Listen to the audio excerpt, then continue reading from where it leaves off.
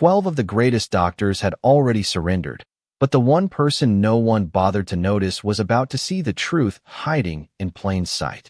Before dawn reached the towering windows of Blackthorn Castle, whispers had already spread through every marble hallway like a winter draft.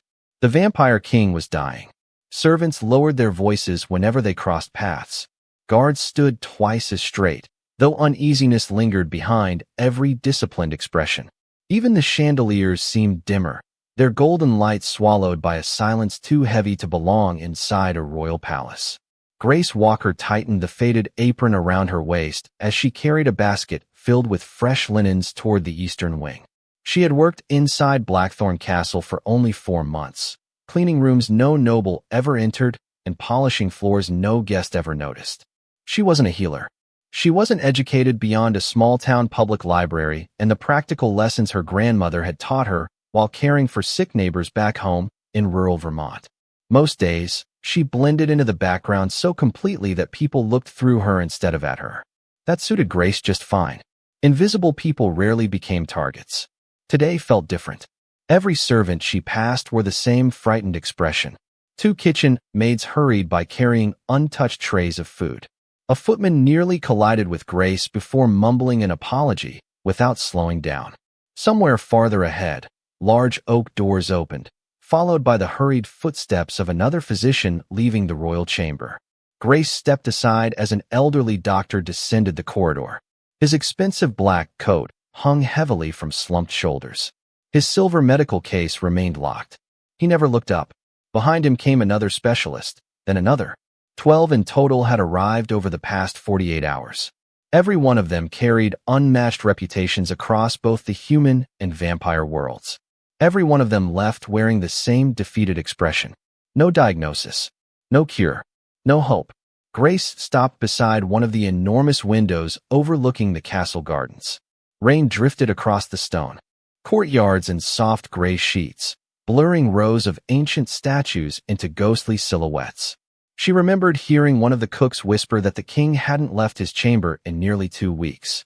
Another servant claimed he had stopped sleeping months ago. Someone else insisted an ancient curse had finally caught up with him after centuries of ruling. No one knew the truth. Rumors filled the silence where answers should have been. She continued toward the royal hallway, balancing the basket carefully against her hip.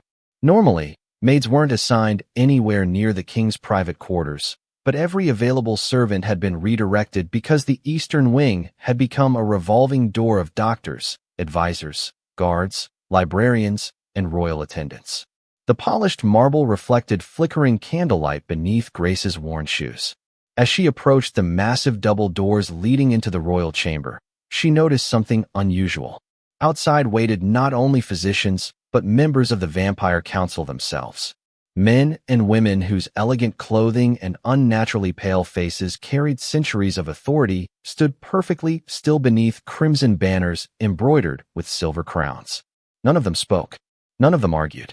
Their silence frightened Grace more than panic ever could. One attendant quietly opened the chamber doors just wide enough for her to enter with fresh linens. "Leave the sheets and go," he whispered without meeting her eyes. Grace nodded immediately. She had no intention of lingering. Yet the instant she stepped inside, something made her slow down.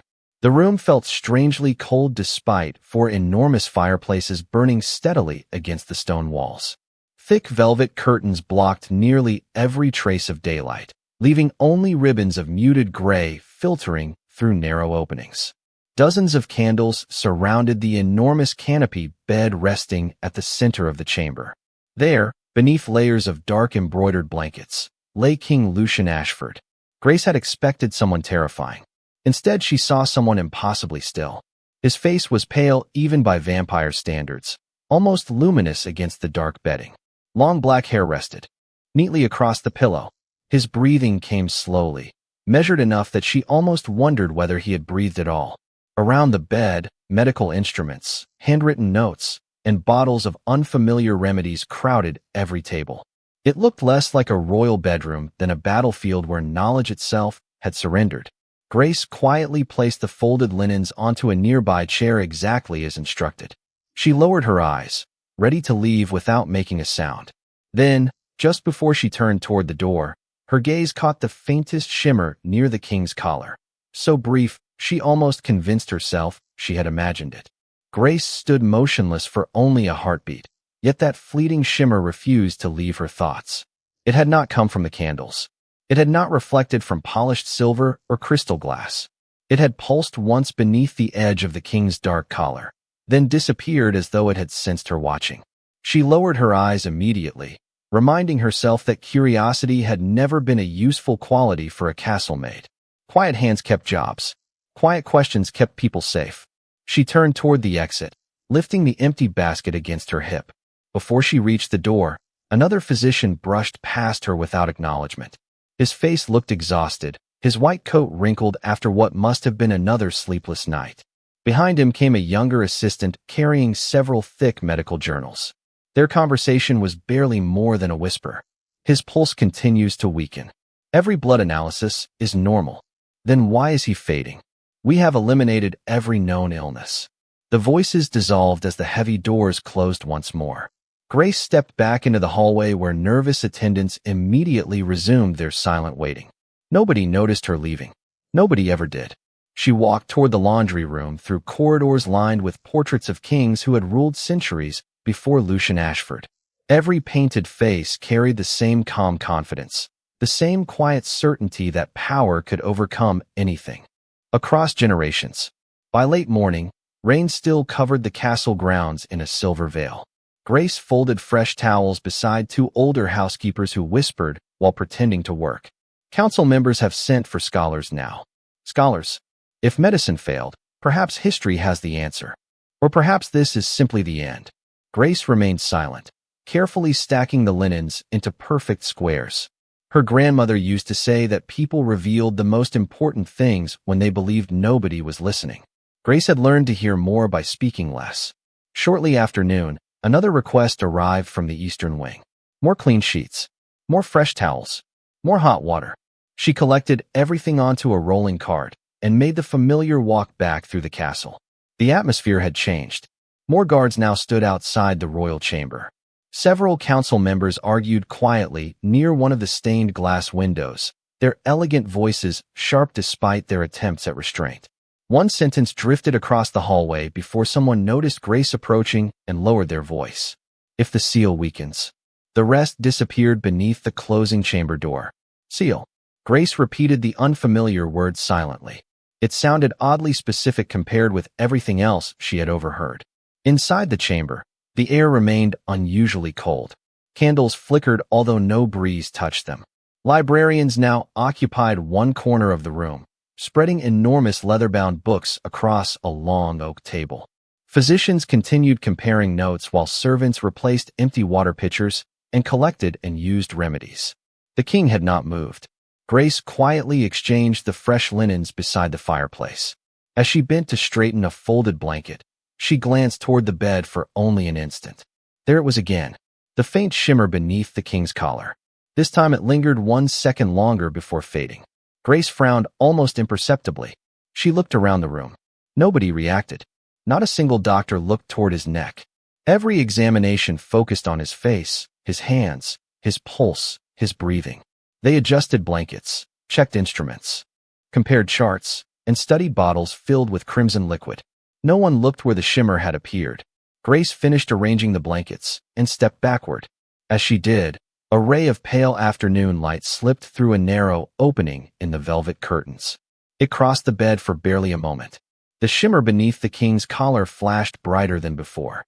At exactly the same instant, his fingers tightened ever so slightly against the embroidered blanket. It was subtle, so subtle that anyone watching his face would never have noticed. But Grace had not been watching his face. She had been watching the light. Grace remained perfectly still, her fingers resting on the edge of the linen cart, while the faint beam of afternoon light slowly drifted across the floor. As a passing cloud covered the sun, the narrow ribbon of light disappeared. The shimmer beneath King Lucian Ashford's collar vanished at the exact same moment. His fingers relaxed once again, becoming as motionless as carved marble. A chill crept along Grace's arms that had nothing to do with the unusually cold chamber. She looked around carefully. The physicians continued debating measurements written across thick notebooks. One librarian hurried through yellowed pages, searching for forgotten references. A council member quietly questioned another healer about rare blood disorders. Nobody had seen what she had just witnessed. Or if they had dismissed it. Grace pushed the cart toward the doorway, but her grandmother's voice echoed quietly inside her memory. When everyone is staring at the loudest problem, child, look for the quiet one. Truth does not enjoy crowds. Those words had guided countless afternoons spent caring for elderly neighbors back home. Her grandmother had never owned expensive equipment or shelves filled with medical books. She simply watched. She listened. She noticed patterns other people overlooked because they believed experience alone guaranteed wisdom. Grace had always admired that gift, although she never imagined it might matter inside a castle ruled by immortal beings. She returned to the laundry room, yet her thoughts refused to settle. Every task became strangely mechanical. Fold the towels, stack the blankets, replace the soap, polish the silver basin. Her hands continued working while her mind replayed the same brief moment again and again. The shimmer, the sunlight, the king's fingers. The order never changed. By early evening, another servant hurried into the laundry carrying fresh instructions. The physicians want every curtain in the royal chamber closed before sunset, she announced while gathering extra candles. They say changing temperatures may weaken His Majesty further. Grace paused for the smallest fraction of a second. Closed before sunset. Her heartbeat quickened. If the curtains remained completely closed, no sunlight would reach the bed at all. She lifted another basket of clean blankets and quietly followed the servant toward the eastern wing. Outside, rain had finally stopped. Thin golden lights stretched across the castle gardens, washing the ancient stone towers with the warm colors of late afternoon. It lasted only a few minutes before evening would arrive. Inside the chamber, attendants moved quickly. One adjusted candle stands. Another replenished the fireplaces. Two physicians compared handwritten observations while a third checked the king's pulse once more. Close every curtain, one doctor instructed without looking up. Immediately, a young attendant hurried toward the enormous velvet drapes lining the eastern wall. Grace instinctively glanced at the bed. The final rays of sunlight still slipped through one narrow opening. They rested gently across the king's shoulder and collar. Once again, the hidden object beneath the fabric emitted the same faint glow she had seen twice before. This time she watched more carefully than ever. The shimmer pulsed once. The king's breathing became noticeably shallower. A second pulse followed. His hand tightened against the blanket. Then the attendant finished drawing the curtains shut. Darkness settled across the room except for candlelight dancing against the stone walls. Almost immediately, the strange glow disappeared. Several long seconds passed. Then, to Grace's astonishment, the king's breathing became steadier. It was only a slight change, barely enough for most people to notice. But she noticed. One physician looked down at his notes with a puzzled expression. Interesting, he murmured. His breathing stabilized on its own. Another doctor nodded absent-mindedly. Temporary fluctuation. They continued discussing medicines without questioning why it had happened. Grace felt her pulse racing now. 3 times she had observed the same sequence. The mysterious object glowed only when sunlight touched it. Each time it glowed, the king's condition worsened. Each time the light disappeared, he seemed to recover, if only slightly. She lowered her eyes before anyone noticed her staring, but a single unsettling realization settled deep inside her mind. The physicians believed they were searching for a disease. Grace was beginning to wonder if they should have been searching for something the king was wearing instead. Grace slept very little that night. Every time she closed her eyes, she saw the same sequence unfolding with perfect clarity. A narrow beam of sunlight slipped through the curtains. The hidden object beneath King Lucian Ashford's collar answered with a faint pulse of light. His breathing weakened. His fingers tightened. The sunlight disappeared. The strange glow faded. His breathing steadied again. 3 identical moments could no longer be dismissed as coincidence. Yet Grace also understood how impossible her conclusion sounded. She was a maid who spent her days washing floors and changing linens. The people surrounding the king had devoted entire lifetimes to medicine, ancient history, and royal service. Who would ever believe that she had noticed something they had all overlooked? Dawn arrived beneath a blanket of gray clouds, leaving the castle wrapped in quiet mist. Grace reported to work before sunrise as always, tying back her light brown hair before collecting another card of clean sheets for the eastern wing.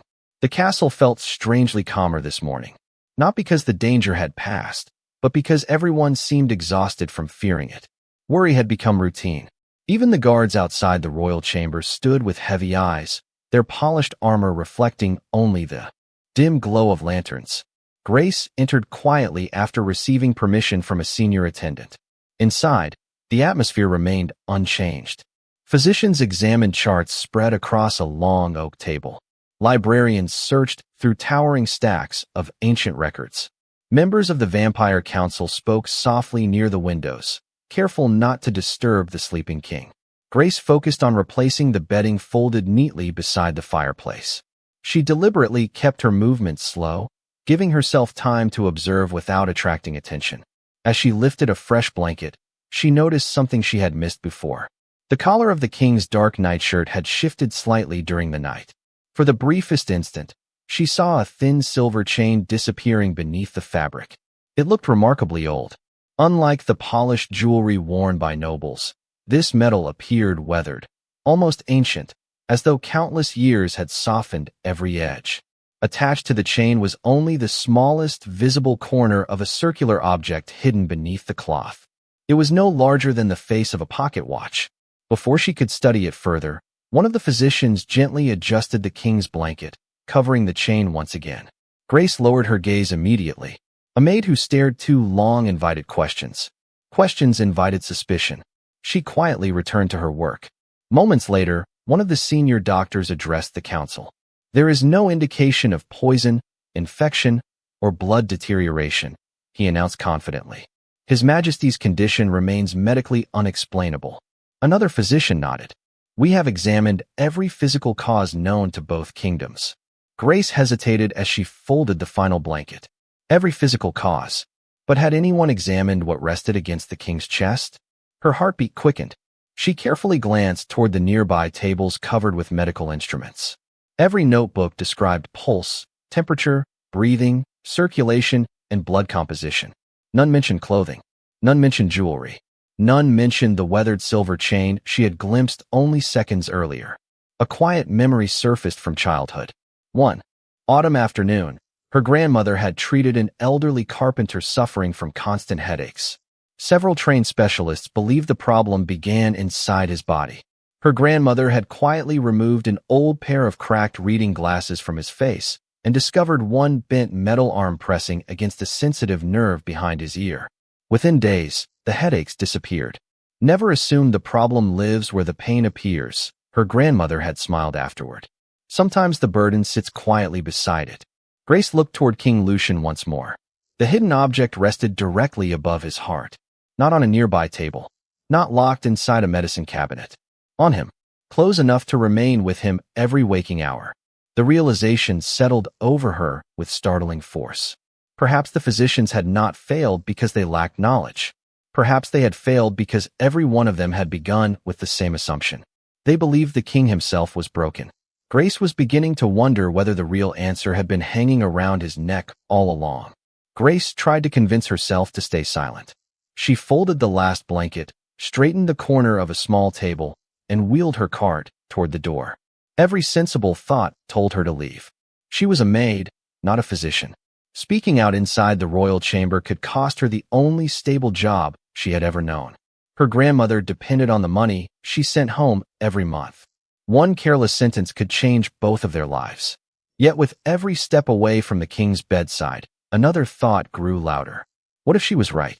What if everyone continued searching for an illness that did not exist while the true cause remained untouched around his neck? She stopped with her hand resting on the polished brass door handle. Her heart pounded so loudly she wondered if someone else could hear it. Before she could lose her nerve, she turned back toward the room. Several physicians were gathered around a large table discussing another series of examinations. Members of the Vampire Council listened with solemn expressions. Grace swallowed hard before speaking in the smallest voice. She could manage. Excuse me. Nobody looked up. Her words disappeared beneath the quiet conversation. She drew a careful breath and tried again, slightly louder this time. Please, may I ask a question? The room fell silent. not because her voice carried authority, but because everyone seemed surprised that a servant had interrupted it all. A senior physician slowly turned toward her. His tired eyes narrowed with polite confusion. "You may ask," he replied. Grace clasped her trembling hands together to keep them from shaking. "Has anyone examined the silver object beneath His Majesty's collar?" Several physicians exchanged puzzled glances. One council member frowned. Another looked toward the king's bed before returning his gaze to Grace. The senior doctor answered calmly. "The necklace is an ancient royal heirloom. It has remained with the king for many years." Grace nodded respectfully. "I understand, sir. But every time sunlight reaches it, it seems to glow. When it glows, His Majesty's breathing becomes weaker. When the light disappears, his breathing steadies again." Silence settled over the chamber. For one brief moment, Grace thought someone might actually consider her observation. Then a younger physician gave a quiet laugh. Another smiled politely, as though humoring a nervous child. "Young lady," one of them said gently, "medicine depends upon evidence, not coincidence." Another physician folded his arms. "You have witnessed only fragments of very complicated examinations." A council member added in an even colder tone, "The royal physicians have spent weeks studying every possibility. I assure you, no maid has uncovered what 12 experts somehow ignored." Grace lowered her eyes immediately. "I did not mean any disrespect." "Then return to your duties," another council member replied. "Leave matters of the king to those qualified to protect him." Warm embarrassment spread across Grace's face. She nodded once, gripping the handle of her linen cart more tightly than before. She should never have spoken. Every pair of eyes in the chamber seemed fixed upon her now. She quietly turned toward the exit, wishing only to disappear back into the endless hallways where servants became invisible once more. Just as her fingers reached the door, an unexpected sound interrupted the room. It was not loud. It was not dramatic. It was simply the slow, controlled voice of someone who had not spoken in days. "Wait." Every person in the chamber froze. The physicians stopped moving. Members of the council turned instantly toward the bed. Grace slowly looked over her shoulder.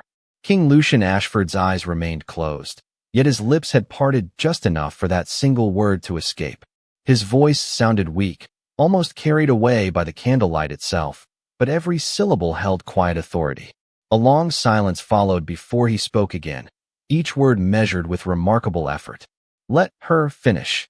The chamber remained completely still. Even the crackling fireplaces seemed quieter after the king's words settled into the silence. Grace could scarcely believe what she had heard. Around her, every physician and council member stared toward the bed. King Lucian Ashford's eyes slowly opened, revealing pale silver irises that reflected the candlelight with quiet intensity. Although exhaustion weighed heavily upon his features, the authority in his gaze remained untouched. He did not need to raise his voice. He had ruled for centuries, and command had become part of his very presence. The senior physician stepped forward respectfully. "Your Majesty, she is only a servant. Her concern comes from kindness, but she does not understand the complexities of your condition." Lucian shifted his eyes toward the doctor without speaking for several long seconds. "Perhaps," he answered calmly. "That is exactly why." She noticed something the rest of you did not. No one responded. Grace felt every heartbeat echo inside her chest. She wished she could disappear, yet the king himself had asked her to continue. There was no respectful way to refuse. Lucian turned his attention toward her. "Tell me exactly what you saw." Grace drew a slow breath, choosing every word carefully. "Your Majesty, I only noticed a pattern. 3 different times, sunlight reached the object beneath your collar. Each time it glowed. Each time, your breathing became weaker. When the light disappeared, your breathing steadied again. I do not know why. I only know the pattern never changed." She stopped speaking, afraid she had already said too much. The physicians remained silent. This time, none of them laughed. The king closed his eyes briefly, as though considering her words. Finally, he looked toward the senior physician. "Remove it." The doctor's expression immediately tightened. "Your Majesty, the royal medallion has never left the bloodline. It has remained with every sovereign for nearly 800 years.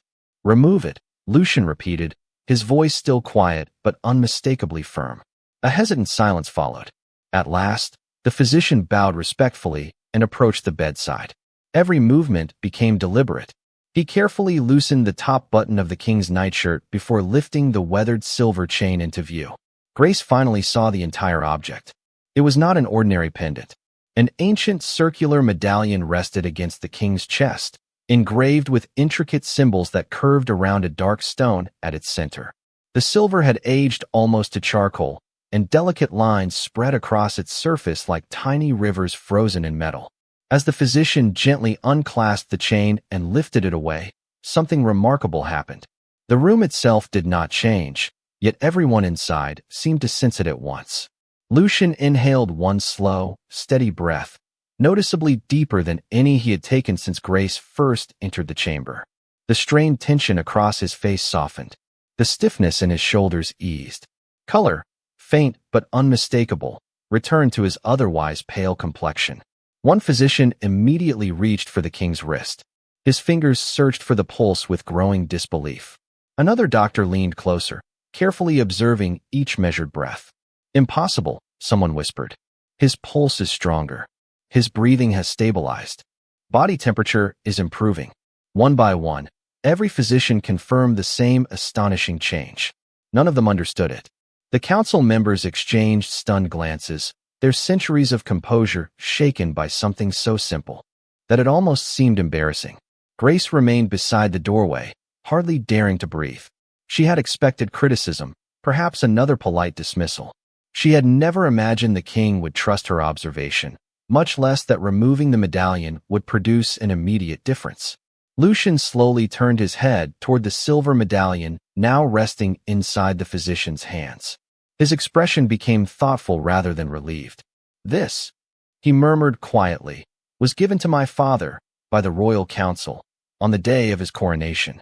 His eyes lifted toward the ancient medallion with calm determination. "If it has become the source of my suffering, then someone has hidden the truth for a very long time." The ancient medallion rested upon a velvet cloth in the center of the chamber, while every conversation faded into uneasy silence. No one rushed to touch it again. Only minutes earlier it had been regarded as an honored symbol of the royal bloodline. Now it had become the center of every question no one knew how to answer.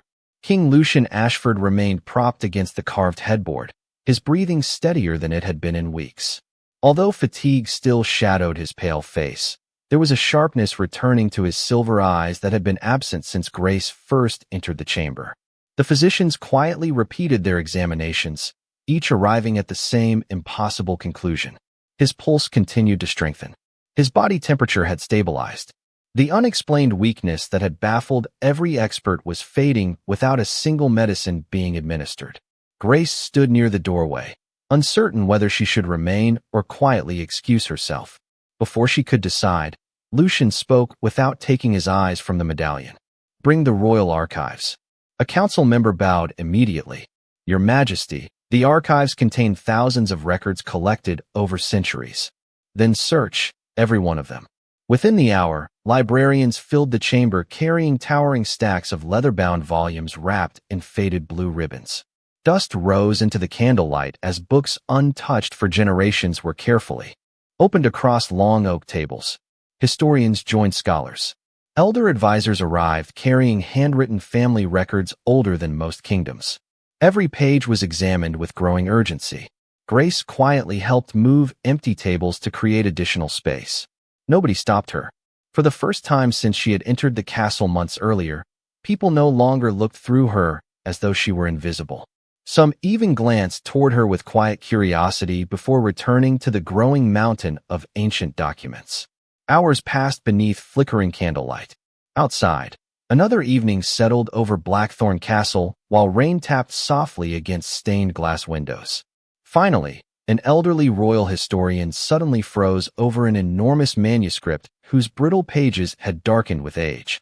His weathered fingers carefully traced a faded illustration remarkably similar to the medallion resting nearby. "Your Majesty," he whispered, barely trusting his own voice. Every eye turned toward him. He slowly rotated the ancient book so everyone could see the illustration. The engraved symbols matched perfectly. Even the dark stone at the center appeared identical. Beneath the drawing rested a passage written in an older form of the vampire language. The historian adjusted his spectacles before reading aloud in careful English translated from the original script. The crown seal shall conceal the sovereign's true strength until the rightful guardian awakens the forgotten oath. Confused murmurs spread through the room. One physician frowned. That does not describe a healing artifact. Another scholar continued reading farther down the page, his expression changing with every sentence. The seal was never created to protect the king, he said quietly. It was designed to suppress the full power of the throne whenever the ancient covenant was broken. Silence settled once again. Several council members exchanged uneasy glances. Lucian slowly lifted his eyes from the book toward the medallion resting on the velvet cloth. For centuries, he murmured, my family believed this honored the crown. The historian swallowed carefully. According to these records, Your Majesty. Later copies of the royal chronicles omitted several pages. Those missing pages explain the seal's true purpose. Someone intentionally removed them. Grace felt a quiet chill travel through her. This had never been an illness. It had never been a mystery hidden inside the king's body. Someone, long before she had ever been born, had hidden the truth inside history itself. Lucian's gaze shifted across the council, calm but searching. None of them spoke. None appeared prepared for what the forgotten records had revealed. Then the king looked toward Grace for a long moment, his expression thoughtful rather than surprised. A maid who simply paid attention restored what generations of knowledge failed to uncover, he said softly. No one argued with him, because every person standing in that chamber now understood the same unsettling truth. The greatest danger had never been ignorance. It had been believing that every important answer had already been found. Morning arrived with an unfamiliar feeling inside Blackthorn Castle. It was not celebration. It was caution. Word had quietly spread that King Lucian Ashford had improved overnight, yet no official explanation had been announced. Servants whispered while preparing breakfast trays.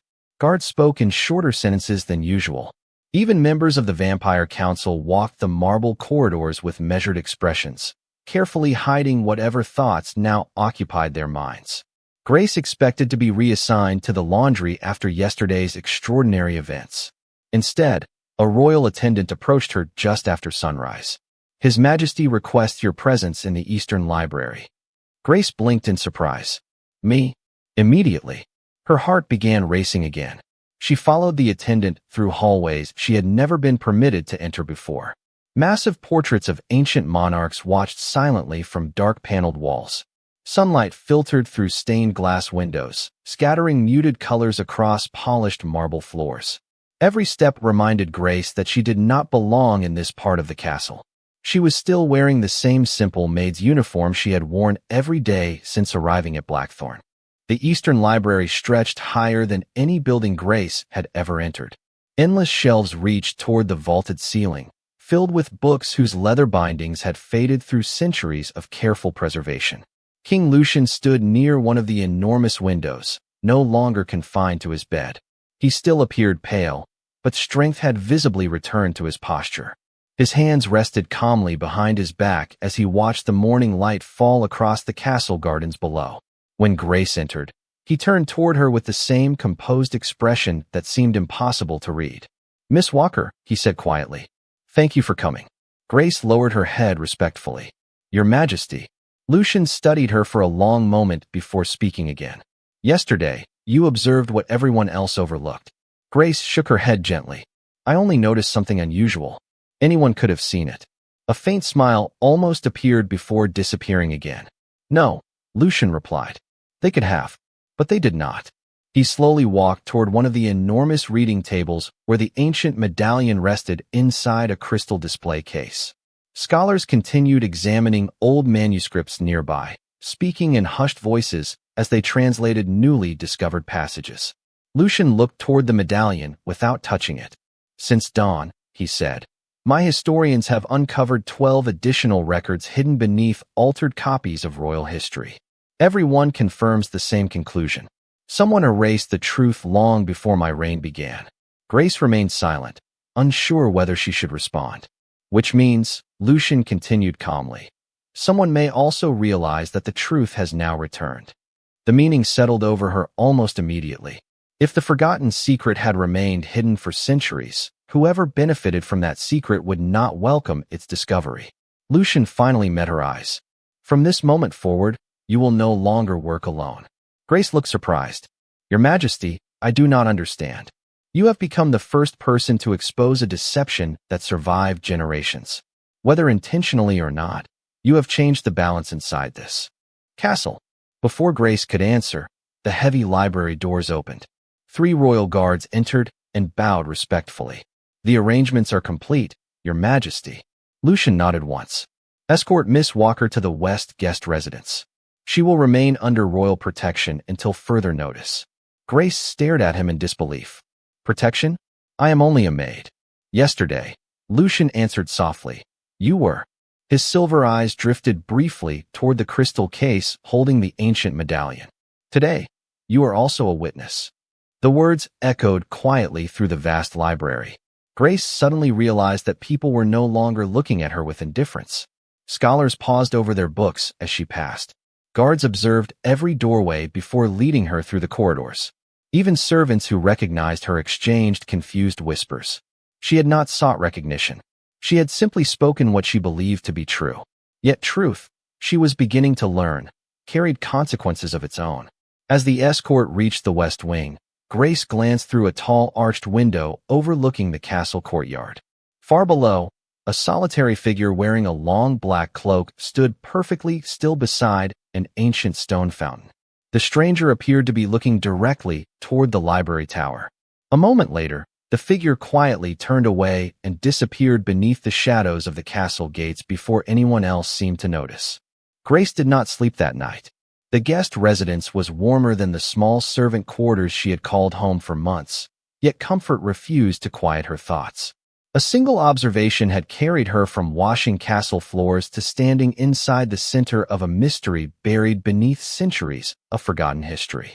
She sat beside the window as moonlight spilled across the polished wooden floor, watching the silent towers of Blackthorn Castle rise against the night sky. Somewhere beyond those walls, scholars continued translating ancient manuscripts. Somewhere else, King Lucian Ashford was reclaiming the strength everyone believed he had lost forever. Yet Grace could not stop thinking about the words written inside the forgotten chronicle. The crown seal shall conceal the sovereign's true strength until the rightful guardian awakens the forgotten oath. The sentence raised more questions than answers. If the medallion had truly been created to suppress the king's power, then who had altered history to disguise its purpose? And why had no ruler discovered the truth before now? Early the following morning, another royal attendant escorted Grace back to the Eastern Library.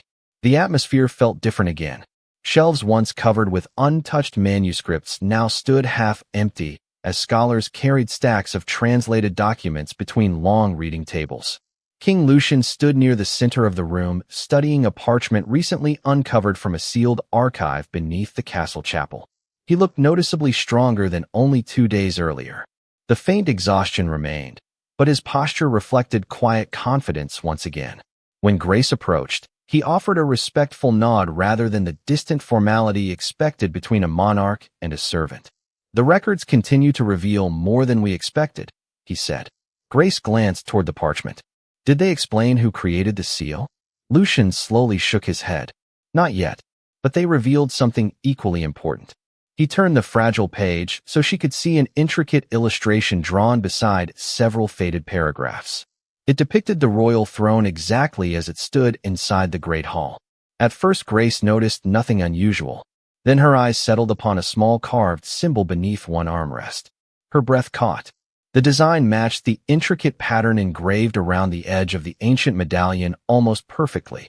That mark, she whispered. It is the same. Lucian nodded. The historians confirmed it only moments ago.